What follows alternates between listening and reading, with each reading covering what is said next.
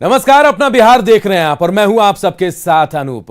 खबरों की शुरुआत करते हैं और सबसे पहले बात एक बड़ी खबर की। बड़ी खबर जो इस वक्त पटना से आ रही है, जहां आज सीएम का जनता दरबार लगा। जनता दरबार में सीएम अधिकारियों पर आग बबूला नजर आए। लोक शिकायत निवारण कानून के तहत लिए गए फैसलों का कार्यान्वयन नहीं होने से सीएम नाराज दिखे और अधिकारियों को बुलाकर एक लाइन में खड़ा करवा दिया। सीएम इस बात से और भी खफा नजर आए कि समीक्षा बैठक में उन्हें लंबित मामलों की जानकारी तक नहीं दी गई और मामलों की जानकारी उन्हें जनता दरबार के जरिए मिल रही है। सीएम ने इस बात पर सवाल उठाए कि आखिर प्रशासन के लोग किस तरह से काम कर रहे हैं। लोक शिकायत निवारण कानून के क्रियान्वयन में लापरवाही से खफा सीएम ने सभी लंबित मामलों के फिर से समीक्षा की बात कही है। बिहार के मुख्य सचिव से लेकर आमिर सुबहानी तक को बुलाया और प्रशासन के कामकाज के तरीके पर सवाल उठा दिए। इनको बताएं, लोक शिकायत निवारण कानून का फैसला हो गया और उसके बाद उसका एग्जीक्यूशन नहीं हुआ है, तो आप ये पूरा का पूरा रिकॉर्ड निकलवाइए, क्योंकि 3 स्टेज पर न जाना है। तो किसी स्टेज पर किस तरह से हुआ इसको देख लेना बहुत जरूरी है, समझिए ना। हर चीज को पूरे तौर पर निकाल करके देख लीजिए कितना पेंडिंग। अभी हम 2 बार समीक्षा किए थे तो उसमें तो कोई बात कहा नहीं गया था।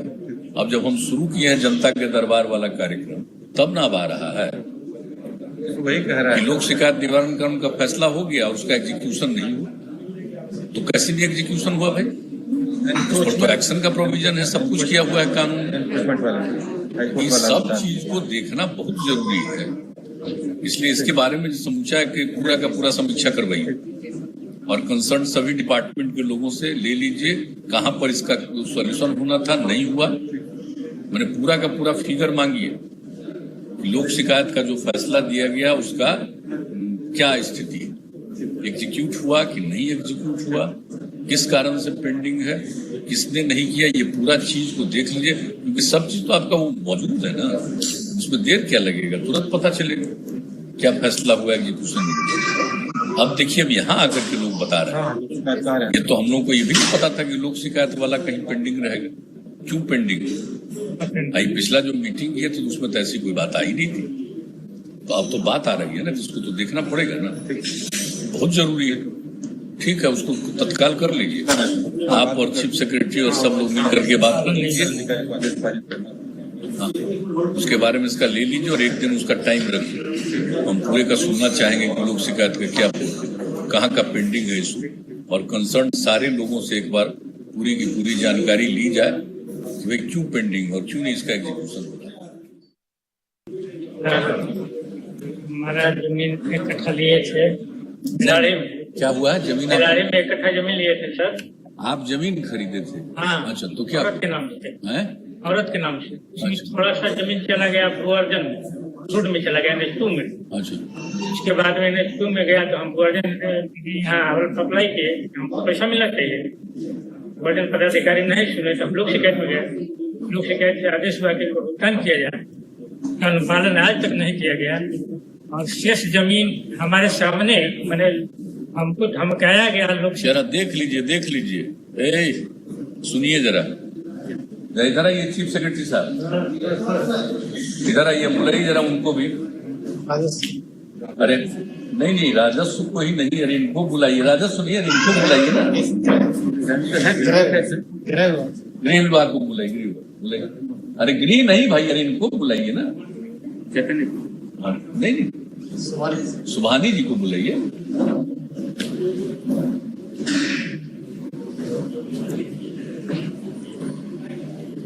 अभी तो हम इनको बताएं, लेकिन देखिए अगला केस भी आ गया।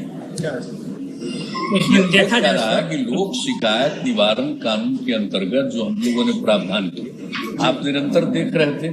होम ग्रुप ने, होम वाले कोई बुलाइए, हम लोग देखते ही नहीं तो आप तो देखते थे। इसमें छोड़ दिए, बैठे ही हूँ, तो आप सामान्य प्रशासन में छोड़ बैठे, छोड़ दीजिए, आप बैठिए। तो अब जो देखा गया है कि लोक शिकायत निवारण कानून के अंतर्गत जो फैसला दे दिया उसका एग्जीक्यूशन नहीं होता। तो हम तो इनको कह दिए कि पूरे का देख लीजिए किस चीज का फैसला आया और कौन एग्जीक्यूशन नहीं कर रहा है, क्या कारण, उसको देखिएगा तब ना उसको एग्जीक्यूट करवाइएगा, क्यों रोके। अब बोलिए, हम लोग जनता के दरबार का कार्यक्रम शुरू किए तब आकर के कह रहे हैं। हम देख लिए 5-7 लोग हमको मिल गए अभी जो लोक शिकायत निवारण कानून के अंतर्गत एक फैसला हो गया, उसका क्रियान्वयन नहीं। नहीं, खाली अंचल अधिकारी नहीं, कई जगह की बात आ गई, समझ गए ना। तो आप जल्दी से देखिएगा ना, 5-7 इशू आया, अभी तक आ गया। अभी तो थोड़े ही लोगों से मिले हैं, इसी में आ गया। मैंने आप समझ लिया कि 1.25 घंटा के अंदर 5 आ गया, तो और लोग हैं तो अभी और अब बात पटना के आरटीपीएस सेंटर के जहां काम में लापरवाही बरती जा रही है। हमारी टीम ने आरटीपीएस सेंटर में जाकर पड़ताल की तो लोग यहां परेशान दिखाई दिए। उनका कहना है कि तय समय पर कोई काम नहीं होता और बिना कारण बताए भी आवेदन को रद्द कर दिया जाता है और इस वजह से कई बार ऑफिस के चक्कर भी लगाने पड़ते हैं। बिहार में लोक सूचना अधिकार को और सशक्त करने के लिए ग्राम पंचायत विभाग जो है वो आरटीपीएस सेंटर जो है वो उसकी संख्या बढ़ाने जा रही है। 15 अगस्त तक 8000 जो है आरटीपीएस नए सेंटर जो है वो बिहार में खुलने जा रहे हैं। इसको लेकर के तैयारी की जा रही है। फिलहाल हम दिखाना चाहेंगे कि ये देखिए पटना कलेक्ट्रेट में जो है ये आरटीपीएस काउंटर है और यहाँ पे जो लोग हैं वो अपनी शिकायत लेकर के आते हैं, जो काम करवाना है उसके लिए यहाँ पे आ रहे हैं। हम बात भी करते हैं। ये बताइए कहाँ से आए हैं, क्या काम करवाने आए हैं आप? क्या नाम है? ओबीसी बनवाए हैं। कब से आ रहे हैं? पहली दफा आए हैं या पहली? नहीं, बहुत बार आ चुके हैं। कितनी बार? 5-6 बार। 6 बार। क्या करते हैं? क्या करते हैं अधिकारी, क्या करते हैं? उनको अभी कंप्यूटर में लाइन नहीं आया हुआ है, इनके कारण ले तो 1 घंटा से खा रहे हैं। तो सरकार तो करी कि 2 दिन में काम हो जाता है, क्या परेशानी है? पूरा है। अब देख ही रहे हैं। बिल्कुल देख रहे हैं। आप किस काम से आए हैं? क्या ओबीसी बनवाने के लिए। ओबीसी बनवाने आप भी आए हैं? हाँ कि फॉर्म पहली बार आप मतलब यहाँ जमा कर रहे हैं आज? हाँ, आज पहली बार आए हैं। पहली बार आए हैं। तो देखिए ये क्रीमी लेयर जो है फॉर्म लेकर के भी आए हैं और ये जमा करना है। आप किस काम से आए हैं? क्या ओबीसी के लिए बनवाने के लिए आए हैं। लेकर के आए हैं, फॉर्म लेकर आए हैं, ओबीसी बनवाने हैं और भी कुछ यहाँ पे महिलाएं भी हैं। ये आप किस काम से आए हैं? क्या हम राशन कार्ड के लिए मतलब फार्म भरे थे तो बार बार भर रहे हैं और बार बार ही कैंसिल हो जा रहा है। वही पूछ रहे हैं कि किस कारण से ही कैंसिल हो रहा है, तो वही पूछने। हाँ, बार बार मतलब इतना परेशानी से कितनी बार भर चुकी हैं अभी तक? कम से कम तो 6-7 बार से ज़्यादा हो गया है। बहुत बार इसको भरने के बाद भी दूसरा जमा हम भरे हैं, उसमें भी सबको आया, मेरा कैंसिल हो गया।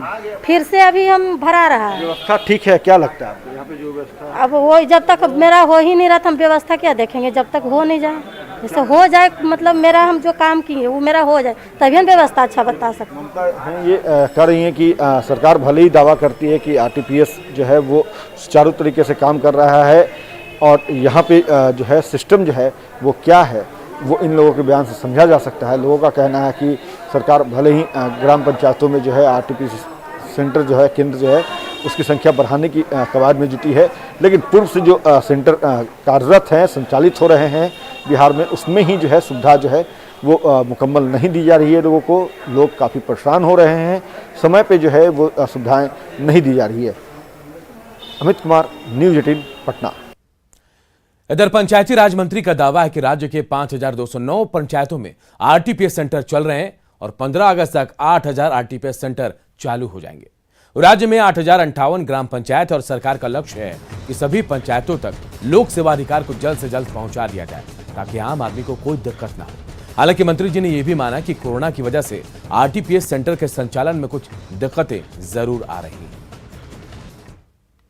पूरी व्यवस्था की जा रही है और आरटीपीएस काउंटर जो हमारे पंचायतों में खुलना है उसके लिए लगभग 5000 से अधिक का लक्ष्य हम प्राप्त कर चुके हैं। रेस्ट जो 3000 बचे हैं उसके लिए कार्य प्रगति पर है और हम लोग को उम्मीद है कि 15 अगस्त के पहले इसको भी पूर्ण कर लिया जाएगा और 15 अगस्त से सभी पंचायतों में आरटीपीएस काउंटर चले, इसकी सुनिश्चित व्यवस्था हम लोग कर रहे हैं। इधर मुख्यमंत्री नीतीश कुमार ने कहा कि बिहार में एनडीए गठबंधन अच्छी तरह चल रहा और किसी को परेशानी है तो बात करनी चाहिए। दरअसल पंचायती राज मंत्री सम्राट चौधरी ने औरंगाबाद में कहा था कि गठबंधन सरकार चलाने में कई तरह की मुश्किलें हैं और इसी बारे में सवाल पूछे जाने पर सीएम ने यह जवाब दिया। गठबंधन तो इतने दिनों से चल रहा है और गठबंधन कितना बढ़िया से एक दूसरे के साथ मिलकर काम करता है, तो यहाँ तो कोई दिक्कत नहीं है। लेकिन कोई बात है तो जरूर अपनी पार्टी के लोगों से बात करना चाहिए, कोई बात हो। जेडीयू के सांसदों ने केंद्रीय गृह मंत्री अमित शाह से मुलाकात की और ज्ञापन सौंपकर जाति आधारित जनगणना की मांग की गई है। मुलाकात के बाद जेडीयू के अध्यक्ष ललन सिंह ने कहा कि बिहार विधानसभा ने सर्वसम्मति से 2 बार इसे लेकर प्रस्ताव भी पारित किया, जिसका बीजेपी समेत सभी दलों ने समर्थन किया है। उन्होंने कहा कि गृह मंत्री अमित शाह को मेमोरेंडम दिया गया है और अब केंद्र सरकार को फैसला लेना है। हमारे लोकसभा और राज्यसभा दोनों के सांसद साथ थे और हम लोगों ने सभी के हस्ताक्षर से एक मेमोरेंडम उनको दिया है, जिसमें हम लोगों ने जाति आधारित जनगणना की मांग की है। आदरणीय गृह मंत्री जी ने कहा कि इस पर फिर चर्चा करेंगे। हमारी मांग जाति आधारित जनगणना की है, ताकि एक बार 1931 में जाति आधारित जनगणना, उसके बाद आज तक कोई जाति आधारित जनगणना नहीं हुई। आप जब किसी भी वर्ग के लिए कोई नीति बनाते हैं तो उसके लिए भी यह जानना जरूरी है कि किस वर्ग के लोग कितनी संख्या में हैं, तो इसलिए उसके लिए भी यह आवश्यक है। तो उन सारे तर्कों के साथ हम लोगों ने गृह मंत्री जी से आज बात की है और उन्होंने कहा है कि इस पर चर्चा करें। खबर वैशाली से है, जहां बिदुपुर के मथुरा चौक पर जमीन विवाद में दो पक्षों में हिंसक झड़प हो गई। दोनों पक्षों के लोग एक दूसरे पर लाठी डंडे से हमला कर रहे थे। इस झगड़े में पुरुषों के साथ साथ महिला और बच्चे भी शामिल थे। सूचना मिलने के बाद पुलिस मौके पर पहुंची। पुलिस के पहुंचते ही एक दूसरे के खून के प्यासे लोग यहां से भाग खड़े हुए। हालांकि पुलिस ने कुछ लोगों को हिरासत में लिया है, उनसे पूछताछ की जा रही है। पुलिस का कहना है कि जांच के बाद दोषियों पर कड़ी कार्रवाई की जाएगी।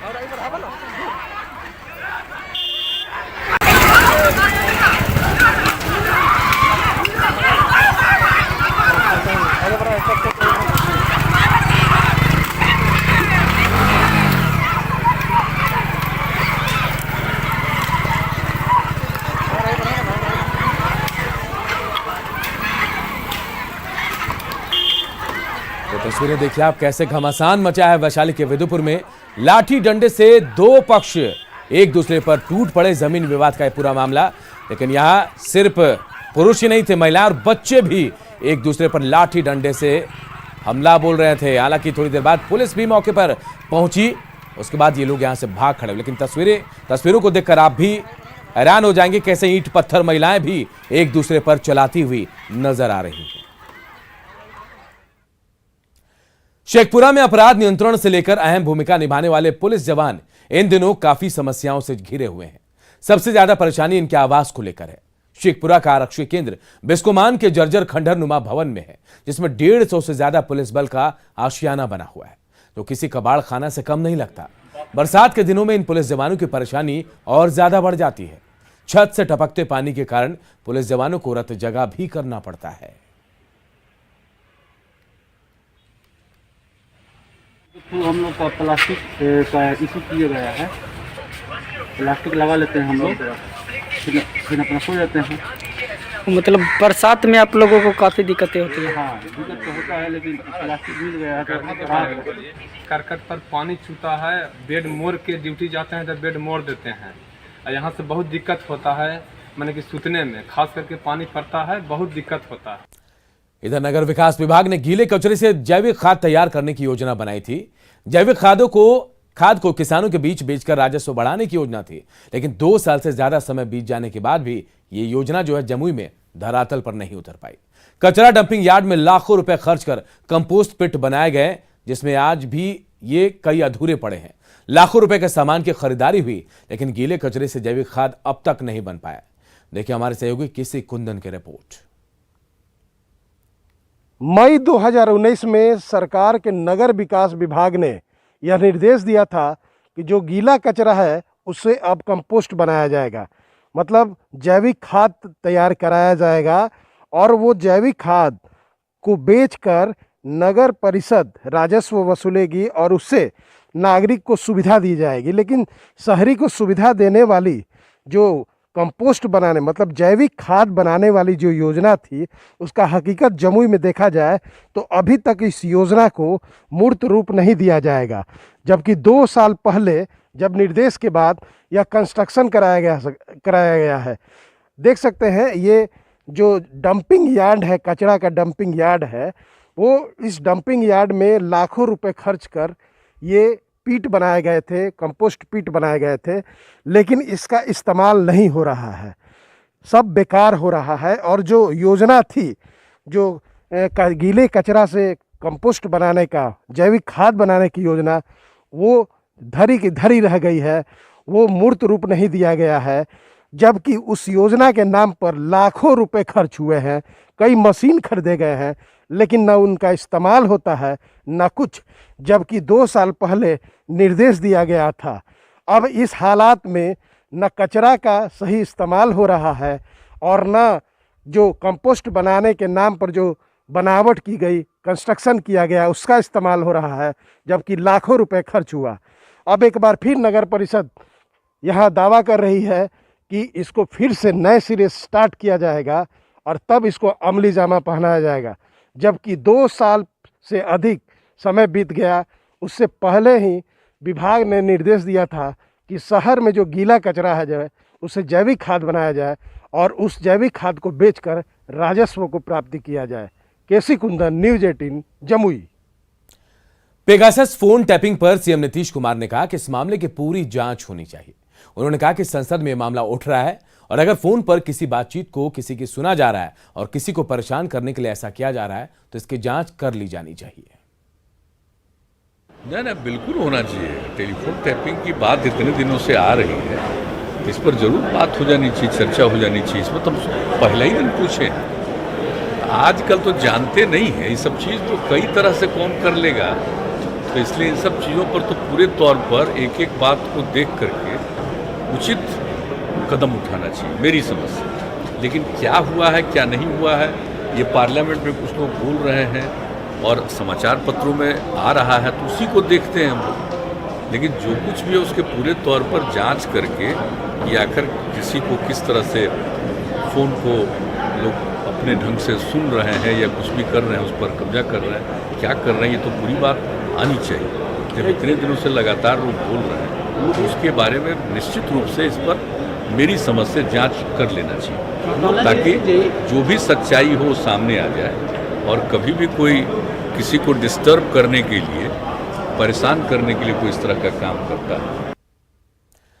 दानापुर के धनरुआ प्रखंड के कई गांवों में दरधा और कररुआ नदी का पानी घुस गया है। गांव के लोग ऊंचे और सुरक्षित स्थानों पर पलायन कर रहे हैं। हजारों एकड़ फसल बर्बाद हो गई है। बकड़ी गांव में रोड पर पानी बह रहा है। ग्रामीणों का कहना है कि मुस्तफापुर नदी के किनारे बना बांध कभी भी टूट सकता है। अब लोगों ने प्रशासन से मदद की गुहार लगाई। अलांग पर भी पानी चढ़ गया है। खबर वैशाली के भगवानपुर से, जहां बाया नदी का कहर बढ़ता ही जा रहा है। बाया नदी का बांध टूट जाने के बाद नदी का पानी नए इलाकों में घुस गया है और इसके चलते हुसैना के बाद करहरी पंचायत के दर्जन भर गांव के लोगों की परेशानी बढ़ गई है। इस इलाके के तकरीबन 10,000 घर पानी में डूबे हुए हैं और साथ ही सैकड़ों एकड़ में लगी फसल भी डूब गई है। पानी की वजह से लोगों को सुरक्षित जगहों की ओर पलायन करना पड़ा है। नदी के पानी है और इसमें बहुत आदमी जो है घर छोड़ के ऊपर तरफ भाग रहे हैं, माल जाल बकरी सब लेकर के। बांध टूट गया है। बांध टूट गया है। इस पर अभी मुखिया जी भी नहीं आए हमारे गांव की तरफ इधर देखने के लिए। कोई सूचना ही नहीं मिली कि यहाँ क्या है ना है। सीओ सब आए। इधर वैशाली के महुआ में आरजेडी विधायक मुकेश रोशन ने भुइया बाबा स्थान पर विशेष पूजा अर्चना की। विधायक मुकेश रोशन ने दूध से भुइया बाबा का अभिषेक किया। विधायक ने बताया कि लालू प्रसाद के जल्द स्वस्थ होने और तेजस्वी यादव के सीएम बनने की कामना के साथ उन्होंने आज विशेष पूजा अर्चना की। सबसे पहले कि आप जानते हैं कि यहाँ का इतिहास रहा है कि पशुपालक अपने उन्नति के लिए, खुशहाली के लिए यहाँ आते हैं और सावन के महीने में, नहीं बसंत पंचमी में भी लोग यहाँ दूध बाबा को चढ़ाते हैं। बाबा बसौन बख्तौर में बहुत ताकत है। हमारे नेता आदरणीय लालू प्रसाद यादव जी भी हमेशा आते रहे और लालू जी स्वस्थ हों, जल्दी हम लोग के बीच आए और हमारे नेता आदरणीय तेजस्वी यादव जी का बिहार में सरकार बने, वो मुख्यमंत्री हों, इसके लिए हम लोग बाबा से कामना करने आए थे। और अपना बिहार के इस बुलेटिन में इतना ही। आगे देखिए जो हाल